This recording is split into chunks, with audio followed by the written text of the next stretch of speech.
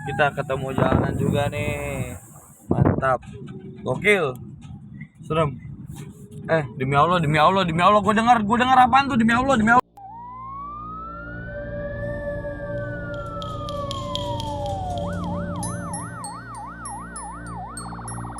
Tapi pas gue udah nyampe Bekasi tuh tiba-tiba timbul permasalahan baru. Ada bagian yang tertinggal dari si jenazah tersebut. Apa tuh, Ton? Yang tertinggal itu tali pocong. Gue denger ada ketukan di depan rumah gue di pintu. Di pintu rumah lo? Di pintu rumah gue diketuk sekali dua kali, tak tak gitu. Gue coba keluar dan gue buka pintu. Ada sesuatu sosok yang kayaknya dia almarhum.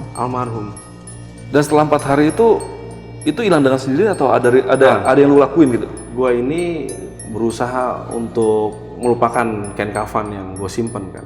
Ini gue lama-kelamaan jadi beban banget kan. Harus gue hubungin lagi dan harus gue pulangin ini kain kafan.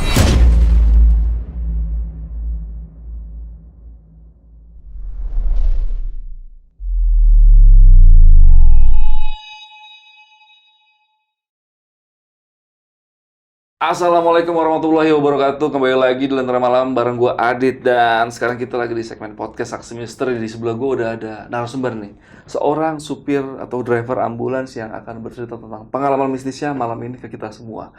Kita sapa dulu aja, narasumbernya udah di sebelah gue, ada Bang Tony. Bang Tony, apa kabar Bang Tony? Sehat alhamdulillah. Dari Bekasi nih ya? Ya dari Bekasi betul. Bang Tony, ini kan lu mau cerita tentang pengalaman mistis lu sebagai seorang driver ambulan. Ya. Ini lu mulai nyupir ambulan tuh dari kapan, Bang?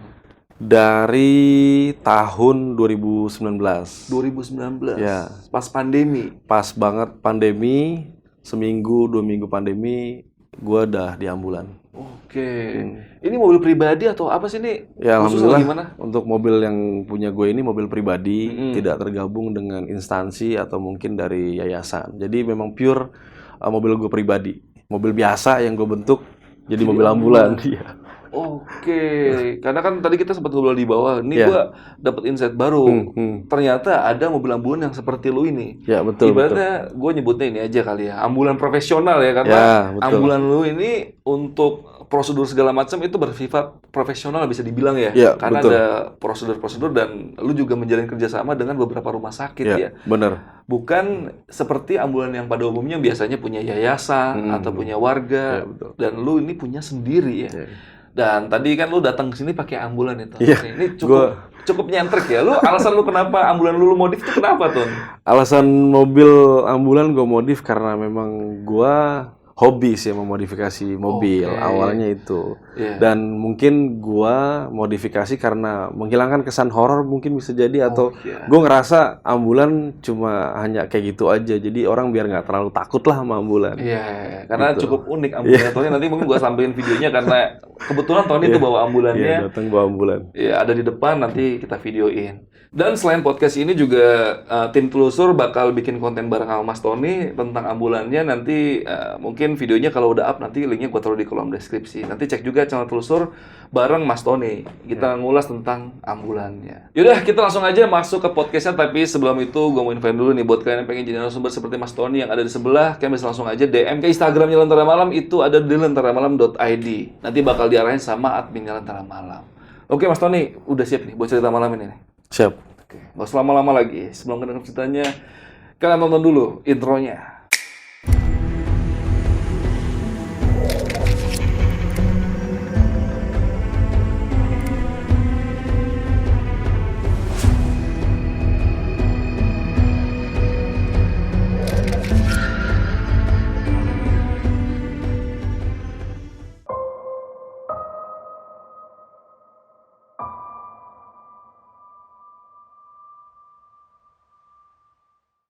Bang Tony, boleh tahu nih dari kapan jalanin profesi sebagai sopir ambulan? Dari tahun 2019. Ya. Di bulan Februari itu udah. Berarti pas COVID ya? Ya, pas awal COVID. teridentifikasi pasien COVID pertama di Depok tuh. Oke, awal mulai gimana lu bisa sampai jadi supir ambulan tuh gimana, Bang? Awal mulanya tuh gue karena pertama diajak sama temen kan. Temen gue main di ambulan udah cukup lama dan dia terus main sama gue. Kebetulan gue punya usaha juga dan ketika itu usaha gue lagi ya collab lah ya bisa dibilang. Karena pandemi. Karena pandemi benar-benar. Nah setelah itu dia mutusin dah gini aja mendingan mobil lo dijadiin ambulan aja nanti kita main pelayanan di ambulan. Karena ini sekarang lagi COVID kita bergerak dan main di COVID aja gitu. Momennya pas juga ya. Pas kalau bisa dibilang sih pas banget itu momennya. Iya. Kalau ini gue pengen nanya nih, cuman kalau lo mau share atau enggak juga nggak apa-apa nih. Emang biasanya kalau ambulan itu budget untuk atau keuntungan kalau kita bikin mobil kita jadi ambulan itu gimana sih? Keuntungan secara internal sih ada dari tarif yang kita ajukan kan, baik itu nanti ke instansi rumah sakit atau bisa langsung ke pihak keluarga yang emang membutuhkan jasa kita. Oke. Jadi memang secara tarif itu udah ada standarnya memang, standar harga. Ya, berarti gue tangkap nih ya, berarti ambulan itu mungkin ada dua jenis ya. Yang satu yang profesional, yang kayak lu, betul. yang satu yang sosial. Yang sosial. Yang sosial itu biasanya nggak narik tarif dan biasanya cuman kadang-kadang supirnya cuma kasih uang rokok aja lah gitu. Seikhlasnya dari si pihak keluarga aja. Ada beberapa yang memang kayak gitu kok. Oke, tapi lu ngambil posisi di profesional. Yang profesional, betul. Karena lu kerjasama sama beberapa rumah sakit. Beberapa rumah sakit. Tapi lumayan ketika waktu itu. Wah, kalau bisa dibilang sih secara penghasilan ya, itu lumayan banget. Cukup jauh. Cukup jauh. Ngebantu banget lah ya. Ngebantu parah. Di saat pandemi itu ya. Benar. Ini bocoran sedikit aja. Mungkin kalau misalnya, lu kan di Bekasi ya? Gue di Bekasi, betul. Itu kalau tarif profesional nih ya, ini buat yang sosialnya. Ini mungkin teman-teman harus ingat dulu, ini ambulan itu ada dua jenis, yang satu sosial, satu profesional. Nah ini Mas Tony yang profesional nih, jadi ada tarifnya tersendiri gitu ya. Betul. Itu kalau untuk daerah Bekasi sama Bekasi biasanya tarifnya kalau untuk tarif kota Bekasi, evakuasi Bekasi itu ada tarif 500.000. Oke. Nah, sedangkan kalau permintaannya dari kota Bekasi untuk evakuasi dari kota Bekasi ke luar Bekasi atau Jakarta itu 750.000. Kalau sampai ke Jawa Timur? Nah, kalau untuk keluar kota itu kita juga bisa menerima secara pelayanan. Cuman kita perhitungannya itu kilometer. Ya, betul. Jadi kita hitung dulu dari mulai tujuan sampai dari start sampai tujuan itu berapa kilometer. Nah, nanti dikali 12.000. Nah, itu hasilnya, hasil tarif yang harus administrasi selesaikan dan itu bisa dinego dan itu pun juga pembiayaan sudah bersih berikut tol, bensin dan supir gitu. Terima beres lah ya. Pokoknya terima beres lah keluarga. Oke, baru paham nih gue soalnya. Ini karena bokap gue juga supir ambulan, cuman kebetulan dia yang sosial karena yang itu sosial, ambulan tuh punya musola. Jadi kalau DKM, nganter itu ya paling cuma dapat uang makan doang lah, dikasih makan doang gitu. Dan pas tadi kita ngobrol-ngobrol di bawah, ini berarti cukup beda nih, ini yang profesional karena lu sempat pakai MOU segala macam sama rumah sakit. Ada MOU-nya juga, ada proposalnya juga. Dan gitu. Ini insight baru sih buat gue dan mungkin teman-teman juga ada yang baru tahu nih kalau ada ambulan yang profesional kayak gini. Atau mungkin kalian terinspirasi ada yang punya mobil nganggur di rumah, pengen kerja sama rumah sakit untuk jadi ambulan bisa. Mungkin tanya-tanya ke Mas Tony nanti ya. Nah, Mas Tony berarti lu dari 2019 ke 2023 sekitar 4 tahun ya? Ya, kurang lebih 4 tahun lah ya. Kurang lebih 4 tahun dan udah pasti lah lu nganter orang nggak cuma siang hari, pasti ada malam harinya juga. Malam hari semua waktu pokoknya. Dan pastinya karena gue ngundang lu ke sini, lu bakal share pengalaman mistis lu nih. Siap. Boleh, Ton? Share pengalaman mistis lu dari yang pertama deh, dari awal banget gimana tuh kejadiannya, Ton? Waktu itu gua ada permintaan dari temen gua, tetangganya temen gua itu minta untuk gua datang segera ngondisiin jenazah karena jenazah tersebut meninggal di rumah dan itu pasca sakit juga. Nah, ketika gue datang ke sana, permintaannya memang waktu itu gue ke Jati Asih dan ini harus diantar jenazah ke daerah Jogja, Kulon Progo, Jawa Tengah. Cukup jauh. Cukup lumayan jauh sih memang. Dan waktu itu sore gue datang ke sana, jam 5, jam setengah 6 gue sampai dan alhasil setelah gue udah kondisiin semuanya, jenazah juga udah dirapihkan dan dikondisikan juga kain kafannya semuanya. Setelah itu kita masuk ke kamar si almarhum untuk menyiapkan barang-barang yang harus dibawa kita ke Jogja. Karena kan ada beberapa barang yang emang dari adat ya, lebih ke adat. Ada beberapa barang pakaian kebiasaan yang dia dulu pakai, itu harus dibawa tuh ke kampung juga. Nah, setelah itu kita jalan jam 6:30, 7 kurang lebih, itu kita jalan start dari Bekasi menuju ke Jogja. Dan dalam perjalanan kita ngantar jenazah sama keluarga. Dan kita di mobil itu waktu itu saya sama kru dan sama jenazah di dalam mobil juga bertiga ya. Bertiga sama jenazah? Bertiga sama jenazah. Yang hidup dua berarti ya? Yang hidup 2, yang 1 meninggal. Ada beberapa pihak keluarga juga yang ikut, tapi di mobil lain di belakang tuh dia bang. Dia ikut di belakang dan perjalanan kita menuju ke Kulon Progo. Itu kurang lebih jam 7, jam 8 malam kita dalam perjalanan.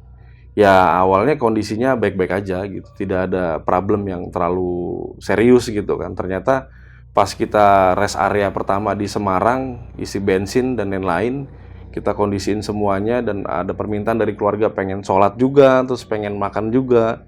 Nah, disitulah mulai ada sedikit cerita-cerita yang mistis gitu di dalam keranda. Karena kita dalam perjalanan itu sebetulnya di dalam mobil itu kita juga nyalahin kayak macam pengajian. Oke. Ya dalam perjalanan buat supaya suasananya lebih adem, buat gitu. Memberi ketenangan. Memberi ketenangan juga bener. Pas udah selesai kita mau lanjut perjalanan, ketika di pom bensin mau isi bensin. Jadi kru saya nih di samping dia mau cabut dulu sebentar. Dan kondisinya kita nih lagi nunggu antrian mau ngisi bensin. Nah di mobil ditinggal nih ceritanya di mobil nih. Ditinggal terus sama jenazah dan di belakang juga ada keluarga yang di mobil lain. Nah itu di situ mulai ada getaran-getaran keranda yang goyang di belakang dan kayak rem tangan tuh yang dikrek gitu modelan dan krek kayak gitu modelannya. Wah itu udah mulai sedikit keganggu sih karena perjalanan juga masih jauh dari Semarang juga kan rest area pertama.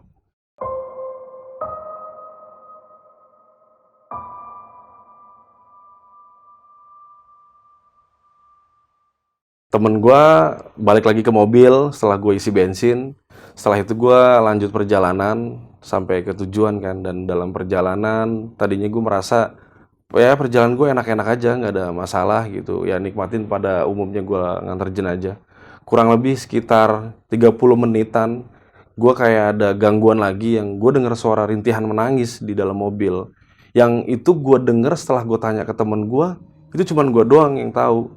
Temen gue sendiri tuh gue tanya, lu denger kan temen gue si Bagus kan, connect gue namanya Bagus. Gus, lu denger nggak ada suara nangis? Gue gituin kan. Oh nggak denger, gue nggak denger suara apa-apa.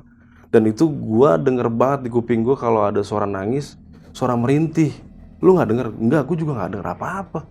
Dan dari situ gue mulai udah kayak keganggu perjalanan dan suara nangis itu kayak suara gini nih. Dan itu jenazah yang gue bawa memang jenazah dari tetangga temen gue, lelaki, statusnya lelaki. Dan kondisinya dalam perjalanan setelah gue dengar suara tangisan dan tidak ada lagi orang yang tahu selain gue merasa udahlah gue harus kondisi diri gue sebaik mungkin karena biar gue nggak terlalu terganggu juga. Tapi suara tangisannya itu cewek apa cowok, Bang? Suara tangisan cowok, tapi lirih banget dan halus banget itu gue dengernya. Parah. Kerasanya itu di kuping bener-bener dia tuh nangis ngerintih.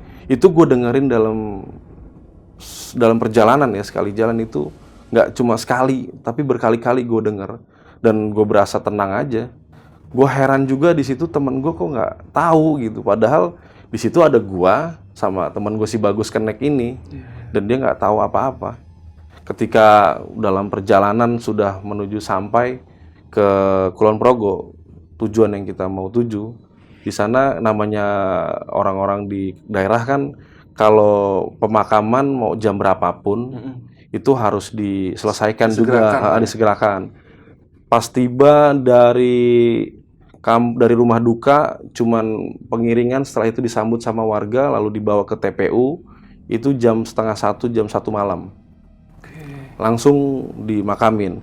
Di sana tuh kondisinya juga sudah rame. Di makam pun juga udah ada lampu-lampu dan udah siap. Berikut lubangnya juga udah ada. Emang udah ditunggu warga? Emang udah ditunggu warga. Karena ya itu tadi, permintaan dari keluarga langsung dimakamin. Nggak mau yang harus diinepin sampai nanti pagi. Itu nggak mau, langsung dibawa ke pemakaman. Dan kita turunin jenazah dari mobil, keranda kita turunin, jenazah kita bawa ke pemakaman, dan di pemakaman juga sudah disambut sama warga setempat, dan semuanya kayak berupa tikernya, terus jenazahnya itu langsung diturunin dan dikebumikan di kuburan. Nah, setelah kondisi jenazah sudah dikebumikan, semua rapi dan dipastikan nggak ada yang tertinggal, Biasa gue kalau ngurusin keranda itu kalau udah habis selesai pemakaman, selalu tuh pasti gue sama temen gue atau sama kenek itu gue bersihin kerandanya bang. Gue lapin, gue kasih air, gue cuci, dan gue bisa pastikan tidak ada sesuatu kayak tanah di roda itu nggak ada yang ketinggal, dan kayak bunga-bunga biasa itu kan harus dibersihin kan, jangan sampai nanti setelah nih keranda masuk ke dalam mobil masih ada bagian-bagian tanah kuburan yang tertinggal, atau mungkin ada bunga-bunga yang bekas untuk pemakaman tuh tertinggal, itu semua selalu gue bersihin. Dan bisa gue pastikan semuanya aman dan gue masukin ke keranda itu dalam keadaan bersih. Tapi karena berhubung di sana gue diminta untuk mampir dulu ke rumah si duka, dipersilahkan dan dikasih makan, terus juga gue ngobrol sebentar, dan setelah itu gue memutuskan pagi gue pamit pulang sama keluarga gue sama temen gue dengan kondisi gue berdua itu pulang dari Kulon Progo menuju ke Bekasi itu kurang lebih jam 4:30 Subuh. 4:30 jam 4 subuh. Belum tidur ya lo? Itu ya itulah makanya kenapa gue kalau keluar kota tuh sama temen gue berdua. Karena dalam perjalanan kan kita nggak bisa skip kan. Istirahat juga paling istirahat di mobil, tidur, rolling aja ganti-gantian sama temen gue. Karena udah gue pamit, terus gue jam 4:30 mulai gue pulang ke Bekasi, semua itu berjalan dengan baik dan gak ada masalah. Tapi pas gue udah nyampe Bekasi tuh tiba-tiba timbul permasalahan baru ketika gue sampai. Jadi namanya gue udah habis pelayanan di mobil itu kan gue harus ganti dong, karena mobil gue juga ambulans multifungsi. Jadi nggak cuma hanya bisa untuk jenazah, tapi bisa juga buat pasien. Ketika ketika keranda gue turunin, pas gue sampai di rumah, gue sama temen gue harus ganti ke kasur pasien. Itu ternyata di keranda ada bagian yang tertinggal dari si jenazah tersebut. Apa tuh, Ton? Yang tertinggal itu tali pocong. Jadi ada kain kafan yang biasa dibuat ikat di bagian tangan, di bagian paha, di bagian kaki, dan di bagian kepala. Nah, itu tiba-tiba tertinggal di keranda, itu dari kiri ke kanan ngiket. Jadi kan keranda kan dia bentuknya begini kan, melengkung. Nah, terus dataran begini, nah di sini ada batangan lagi. Nah, itu keranda atau kain kafan atau tali pocong itu ngiket dari keranda kiri sampai ke kanan. Bentuknya ngatung begitu, melingkar. Dan gua turunin, terus gua tanya sama teman gua, ini apaan nih kok ketinggalan gitu kan. Gus, ini apaan lu? Kok ada tali, ini tali apaan? Pas gua ambil dengan kondisi yang keiket, gua juga nggak tahu itu siapa yang ngiket, siapa yang naruh di situ. Padahal pas malam kita sebelum pulang dari tempat pemakaman sampai masuk ke mobil keranda itu semua bersih. Udah lu cek? Itu gua cek clean, dan itu disemprot juga, dilap, dan gak ada yang tertinggal. Bahkan ya itu tadi, tanah yang harusnya ada di roda itu udah nggak ada. Roda kerandanya? Roda keranda ya benar. Di roda keranda itu udah nggak ada sama sekali. Tiba-tiba pas gue nyampe di Bekasi, gue harus ganti case keranda ke stretcher, kok ada nih tali muter gini, ngikat dari kiri ke kanan. Dan gue sempat ketika ditemukan masalah ini sama temen gue bingung, nih gimana nih keranda nih Ton?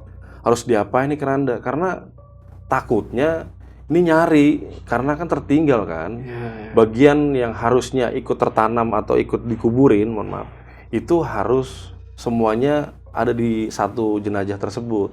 Akhirnya tali pocong yang kita temukan atau kain kafan yang kita temukan, gue sama teman gue si Bagus mutusin untuk, yaudah Ton gini aja, kita simpan aja dulu, setelah itu nanti kita hubungin temen. Kan waktu itu kan temen gue kan yang hubungin kan, gue coba ngubungin sama dia gini, Bang, ini ada tali pocong ketinggal di keranda. Nah ini gimana enaknya ya, baiknya seperti apa? Karena kita punya inisiatif, kalau bisa nih tali pocong kita kirim ke kampung lagi, ke Kulon Progo. Biar apa? Biar nanti sama mereka dikondisin, mungkin nanti dikubur lagi, diikut sama jenazahnya juga. Kita ngubungin ke keluarga buat ngasih tahu ini ada tali pocong yang ketinggalan.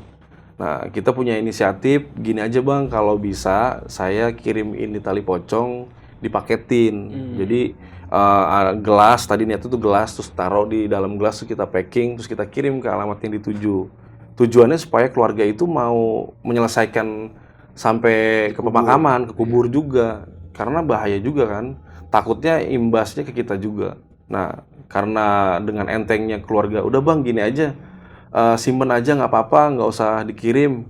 itu kan jadi makin tambah bingung dong. Iya. Orang ini kain kafan jenazah kok nggak harus dikubur sekalian gitu. Kalau kita anterin juga kan nggak mungkin kan. Akhirnya gua sama Bagus mutusin buat udahlah, Bor, ini kita simpen aja. Cuman kayaknya nggak mungkin gue bawa pulang. Lebih baik kita simpen aja di area masjid. Jadi kita pas balik itu di rumah kan ada depan masjid pas persis tuh. Di masjid itu ada ambulan DKM, tapi memang kondisinya ini ambulan lagi drop total, nggak bisa jalan, mati mesin. Dan di luar ambulan itu ada keranda masjid.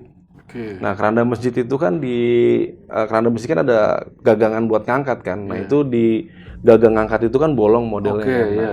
Nah, akhirnya tali pocong atau kain kafan yang gue temuin di keranda mobil gue, itu gue simpen di selipan Lu masukin bolongan. di situ? Nah, gue simpen, gue selipin di situ. Dan si Bagus sendiri juga nggak tahu sih kalau gue taruhnya di situ. Dia taunya gue bawa pulang ke rumah aja. Pokoknya lo yang ngurusin lah gitu. Gue ngurusin semuanya sampai gue masih mikir ini harusnya digimanain kan. Karena gue kebeban banget sama tali pocong yang harus gue simpan sendiri. Nah, pas gue simpan, gue kondisiin, Bagus juga nggak tahu. Itu mulai ada masalah di dalam kehidupan gue. Di rumah gue itu timbul hal-hal mistis yang berlebihan menurut gue.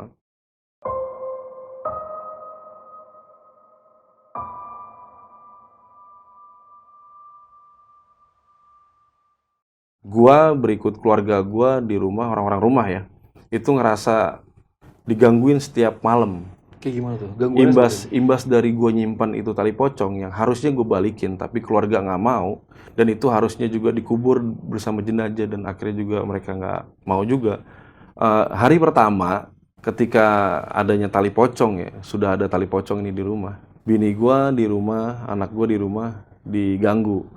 Gue tuh kan jam operasional keseringan mulai dari jam 7 malam sampai jam 5 pagi dini hari.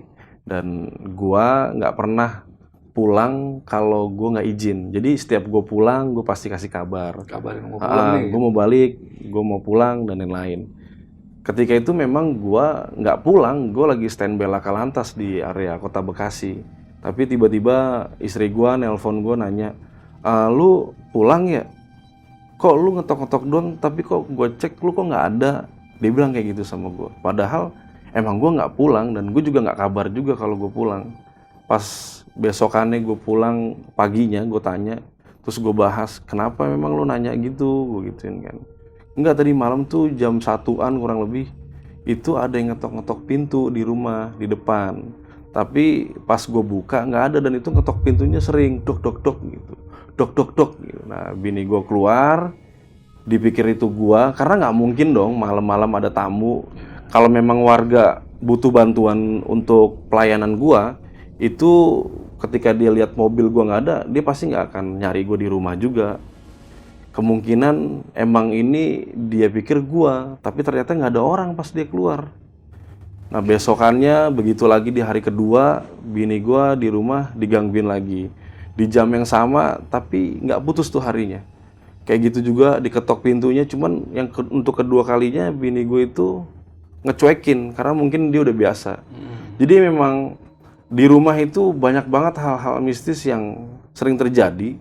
Saking seringnya tuh bini gue tuh ngerasa kayak, ini udah pasti gangguan efek dari mungkin jenazah kecelakaan yang gue bawa, mungkin jenazah orang yang habis gue anterin juga.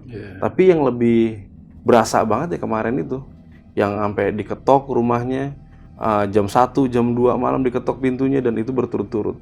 Sampai 4 hari? Sampai 4 hari itu berturut-turut, dan itu nggak putus. Dan diketok pintunya, nggak ada orang, dicek keluar, nggak ada orang. Dan gue bisa pastiin ini pasti imbas dari tali pocong atau kain kafan yang belum gue pulangin ke keluarga. Iya. Dan setelah 4 hari itu hilang dengan sendiri atau ada yang lu lakuin gitu? Nah, itu dia. Gua ini berusaha untuk melupakan kain kafan yang gue simpen kan.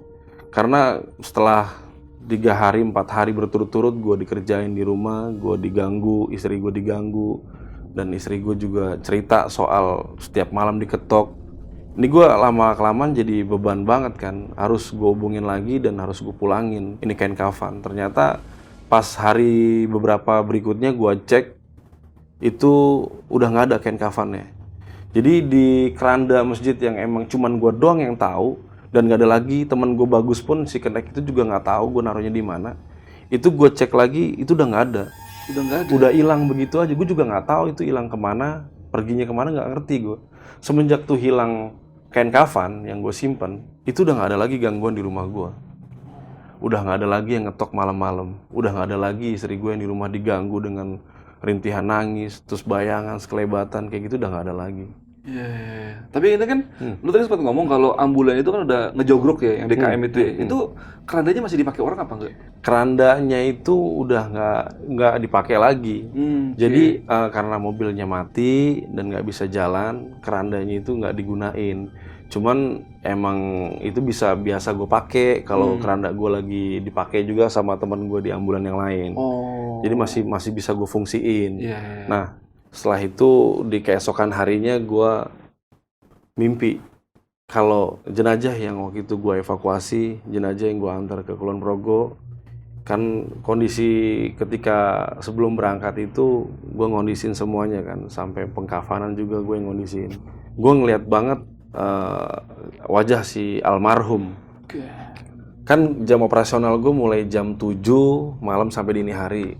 Malam itu gue mutusin gue untuk nggak operasional karena gue pengen istirahat kan. Jadi gue di rumah, terus gue istirahat, gue tidur. Nggak tahu gue gimana ceritanya. Di dalam tidur gue tuh gue mimpi ketemu sama sosok itu. Almarhum. Sosok almarhum jenazah yang gue antar kemarin ke Kulon Progo. Di dalam mimpi gue ngelihat jelas banget secara wajahnya dia, mukanya dia. Dan gue masih inget banget waktu pas pengkondisian awal, itu beliau tuh begitu modelannya, mukanya, semua hidungnya, matanya, itu gue inget banget secara jelas. Bahwa dia tuh datang ke mimpi gue dengan keadaan yang gue lihat tuh dia diem aja gitu. Nggak ada, mungkin ada pesan kali yang mau dia sampein ke gue. Cuma gue ngerasa di dalam mimpi yang gue rasa itu jelas banget, kok dia nggak ngomong apa-apa, yang cuman ngeliatin gue diem. Terus tiba-tiba dari tidur gua, malam itu jam 11 atau mungkin kurang lebih jam 12-an ya. Terus gua tiba-tiba terbangun, karena di dalam mimpi gua ngerasa dia itu ngeliatin gua dan buat gua penasaran. Setelah itu dia pergi begitu aja dan gua langsung terbangun dong dari tidur gua kan. Tiba-tiba gua denger ada ketukan di depan rumah gua di pintu. Di pintu rumah lo? Di pintu rumah gua, diketuk sekali dua kali, tak gitu. Gua langsung bergegas bangun. Tiba-tiba istri gue juga ikut bangun karena kaget kenapa gue gerasa gerusuk, gerada geruduk kayak gitu kan. Pas gue datang keluar, gue mastiin malam itu siapa yang bangun. Karena sebelumnya historinya kan gue udah tahu kan. Yang ngetok-ngetok lah. Bini gue selalu bilang yang 4 hari berturut-turut itu diketok setiap jam 1, jam setengah 2 malam kan. Dan itu gue pas lagi tidur gue ngerasain banget. Gue coba keluar dan gue buka pintu, bener banget nggak ada apa-apa. Nggak ada siapa-siapa. Tapi ya kan posisi mobil ambulans gue kan ada di depan rumah, yang gue parkir di depan garasi rumah. Itu gue buka pintu nggak ada orang, tapi di dalam mobil di kaca tuh gue ngeliat ada sesuatu sosok yang kayaknya dia di mobil gue. Almarhum di dalam kaca mobil gue tuh keliat. Jadi pas gue buka pintu itu gue ngeliat mobil gue ada sosok almarhum yang gue lihat dia ada di dalam mobil. Tapi ya hanya sebatas melihat aja, tapi dia nggak ada kesan apa untuk ke gua. Nggak ada. Duduk di bangku kemudi atau di mana? Ada di belakang, di bagian belakang. Jadi bangku kemudi itu kan rada maju kalau di depan rumah gua kan gua parkir kan. Jadi kalau pintu ruang tamu gua buka itu sudah spotnya itu belakang, kaca belakang. Kaca tempat gua taruh keranda di situ. Ada sosok di dalam. Ada sosok yang gue lihat kemungkinan besar itu dia, karena gue hafal banget. Dan itu gue bergegas untuk keluar karena mimpi tadi. Mimpi itu tadi. Dan gue langsung cek, diketok. Gue inget banget cerita dari bini gue. Ternyata gue lihat keluar nggak ada orang. Malah yang gue temuin sosok di dalam mobil ambulans gue. Dan dia almarhum yang gue kondisiin jenazahnya. Abis ngeliat sosok itu lo apain? Yang lo lakuin apa? Nah, setelah gue lihat itu, gue juga sedikit parno dan gue takut kan. Gue langsung bergegas masuk lagi ke dalam, ke kamar. Istri gue kan udah bangun kan. Dia, kenapa ya? Kenapa? Tadi gue habis keluar, gue ngerasa ada yang ngetok pintu dan gue buka nggak ada, malah gue ngeliat sesuatu yang janggal di mobil gue. Tadi soalnya gue tuh sebelum keluar, gue tuh dalam mimpi ketemu sama jenazah yang kemarin gue anterin, Bun. Jadi gue cerita tuh sama istri gue kan. Gue cerita apa yang ada di dalam mimpi gue ketika gue tidur tadi. Dan dia juga tahu gue bergegas keluar itu karena buru-buru kan. Dan dia, wah yang bener lu, karena beberapa hari yang waktu gue alamin 4 hari lalu itu emang sama kayak gitu ya. Emang beneran diketok pintunya kayak gitu modelnya. Cuman karena lu nggak ngerasain, baru sekarang ngerasain, jadi lu tahu kan kondisinya kayak gimana. Dia bilang begitu sama gue. Dan gue ceritain juga gue ketemu sama sosoknya. Dan dia ngerasa makin tambah jadi-jadi aja takutnya. Ternyata nggak cuman gue doang yang ngerasain, lu juga harus ngerasain gituin gue. Karena istri lu untungnya nggak ngeliat sosok tersebut ya. Ya, kalau dalam waktu 4 hari berturut-turut selama kain kafan atau tali pocong itu ada, istri gue itu cuma diketok pintu aja. Kalaupun di hari pertama dia keluar, dibuka nggak ada orang, itu dia nggak ngelihat sosok apapun sama sekali. Nah hari berikutnya dan seterusnya sampai 4 hari berturut-turut itu Dia nggak buka pintu. dia udah nggak buka pintu lagi karena dia sadar ini tuh dikerjain. Dan ini ada efek mungkin imbas dari gua ngebawa atau ngondisin jenazah. Tapi ketika pas gua istirahat di rumah dan gua ngerasain sendiri dan gua kayak namanya orang mimpi itu kan mungkin ada dua kan. Kalau nggak dia tersurat, kalau nggak tersirat, mungkin si almarhum mimpiin gue itu tujuannya ada something yang mau dia kasih ke gue buat gue sampein ke keluarga. Ya karena tali pocong yang gue bawa atau nggak sengaja itu kan hilang begitu aja. Sedangkan keluarga juga di sana nggak mau menerima apa yang gue infokan kan. Harusnya itu diikut kubur juga. Alhasil gue harus menemukan sosok itu di dalam mimpi gue dan gue harus melihat sosok itu di dalam mobil gue. Dan itu jelas banget sih. Untungnya bini lu hari ke-2, 3, 4 nggak buka pintu. Mungkin kalau buka pintu udah dari situ. Mungkin dia akan lihat juga. Nah, karena ini juga, ini kan kita bahas tentang tali pocong nih ya. Dan itu sempat hilang ya. Iya. Nah, beberapa waktu lalu kita pernah ngundang juga nih Lentera Malam itu yang edisi Jogja. Itu ada yang cukup menarik karena ada beberapa oknum-oknum orang. Itu banyak yang suka mengoleksi tali pocong itu untuk tujuan tertentu. Nah, takutnya tali pocong yang lu taruh itu diambil orang untuk sesuatu yang nggak baik. Benar-benar. Karena mungkin kalau teman-teman pengen ngelihat atau tahu lebih dalam lagi, karena itu sempat diulas sama Jamal sama siapa namanya? Ki Arjuna, itu udah ada videonya kita di edisi Jogja spesial. Itu nanti mungkin gue tampilin sini atau gue taruh di deskripsi, linknya nanti bisa kalian simak setelah nonton video ini. Ini karena cerita dari Tony ini cukup jelas, mungkin gue nggak bakal nanya-nanya lagi tentang ceritanya. Mungkin kalau kalian pengen tanya-tanya bisa langsung ke Instagram mungkin, Ton. Lu ada nggak, Ton? Instagram, Ton? Instagram gue ada. Itu di mana tuh? Boston.ambulance. Oke, nanti linknya gue taruh di deskripsi. Paling gue pengen ngobrol-ngobrol tentang ambulan lu ini sih. Jadi mungkin ada orang-orang yang butuh ya jasa lu, misalnya kayak dia urgent, rumah sakit penuh, nggak ada ambulan yang tersedia, itu kan alternatifnya mungkin bisa ngontak ke lu ya. Betul. Itu prosedur gimana, Ton, kalau mau ngontak ke lu gitu? Prosedur untuk ngontak ke gue itu ya, dia mau dibawa kemana, diagnosanya apa, kita harus tahu dulu. Dengan diagnosa tersebut kita bisa edukasi dengan arahan, oh ini harus dibawa ke rumah sakit khusus ini. Setelah itu nanti kita infokan atau kita terbitkan pembiayaannya. Kalau sudah ACC nanti baru kita jemput dan kita antar. Dan kalau pengen ngehubungin lu, aksesnya lewat mana aja Tong? Misalnya mau pakai jasa lu gitu. Kalau memang dalam keadaan urgent butuh gue untuk ngondisin, bisa langsung kontak gue di media sosial yang udah tertera aja. Di Instagram aja ya, berarti mungkin ya? Instagram gitu Bang. Dan kalau bisa di follow aja Instagramnya biar nggak lupa, nanti kalau suatu saat ada butuh jasanya si Tony ini bisa langsung segera kontak si Tony. Oke, yaudah paling itu aja podcast malam ini. Thank you banget nih, Ton, udah nyampein waktunya di antara waktu-waktu lu yang sibuk karena harus nganter jenazah atau nganter pasien. Gua sekali lagi ngucapin terima kasih udah ngeluarin waktunya. Sama-sama. Dan gua rasa podcast malam ini cukup. Gua di dalam tengah malam dan Tony izin pamit. Bye.